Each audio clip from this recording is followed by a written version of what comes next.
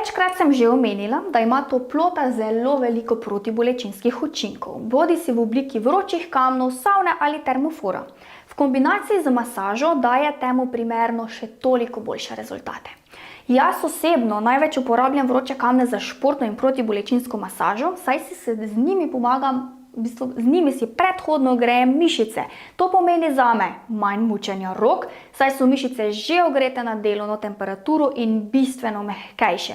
Ter za stranko bistveno manj bolečin med masažo. To je kot če greste hoditi v strm hrib neogreti in mislim, da vsi vemo, da nas noge pečejo že po prvi minuti hoje.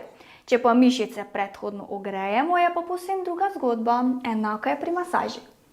Pri protibolečinski masaži si kamni lahko pomagajo zraven ogrevanja, še v obliki trigger point terapije, saj imajo kamni kar trde robove, s katerimi lahko zelo dobro utiraš.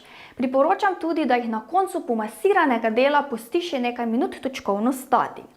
V glavnem, s kamni lahko brez težav izvajaš vse tehnike glajenja, gnetenja in vtiranja, kot smo se učili pri ostalih tečajih. Tako da dobro izkoristi predano znanje in izboljšaj sebi in drugim vsak dan.